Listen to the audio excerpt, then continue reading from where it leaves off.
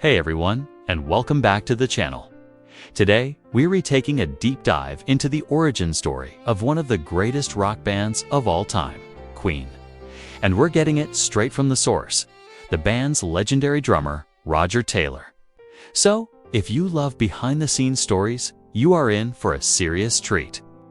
In a recent interview with Classic Rock magazine, Roger Taylor opened up about the very first time Queen crossed paths with Freddie Mercury. It's almost impossible to imagine now, but when Freddie first entered their lives, the band wasn't even sure if he could sing. Roger remembers it vividly. "I was in my apartment in Shepherd's Bush.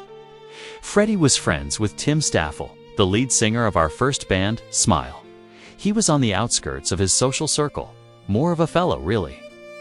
Freddie had musical aspirations, but we were pretty good musicians, and we weren't too sure if he could sing.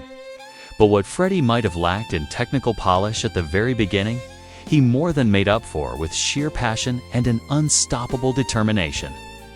Taylor emphasizes that their bond wasn't just about music, it was forged in shared struggle. They were all just kids trying to make it, helping each other out, sometimes just to get something to eat. That shared drive, that hunger, became the very foundation of Queen's legendary chemistry. Back then, fame and luxury were completely out of reach. Roger laughed when he recalled their early lifestyle. "Oh no, we couldn't afford to go to fancy places. We always went to a pub, met girls, and tried to get them to buy us a drink. It's a humble beginning for a band that would one day conquer the world." Queen's very first official show happened on June 27, 1970, in Truro, Cornwall. It was a charity event for the Red Cross, organized by none other than Roger's own mother. He remembers the audience being a bit baffled by Freddie. He was still finding his voice as a performer. And his flamboyant personality made people curious, but also a little skeptical. Little did they know, they were witnessing the birth of a rock god. Now, here's a question every single Queen fan has pondered. If Freddie were still alive today, would the band still be together? Roger reflected on this, saying, "It's hard to say definitively, but I guess we'd still stick together somehow. I don't think Freddie would have wanted to continue doing it the same way. We probably wouldn't play live shows like before, but I think we'd still make music because that's what we did."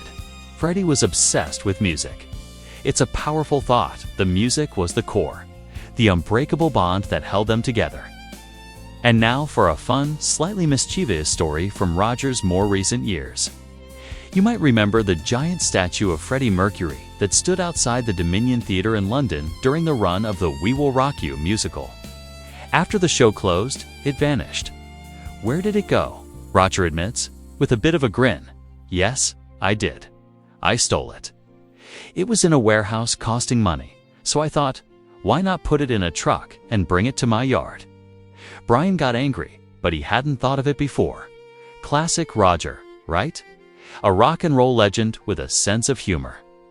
Of course, the story of Queen isn't over. The band continues to make headlines with their incredible collaboration with Adam Lambert. So, will we ever get new, original Queen music with Adam on vocals? Roger Taylor hasn't ruled it out. In fact, he dropped a massive hint. "We recorded a song that we didn't finish. It's really good. I don't remember what it's called. We were still discussing the title. It would be nice to do something. Adam always says, 'Let me know if you want me to sing something. If you decide, I'll be there.'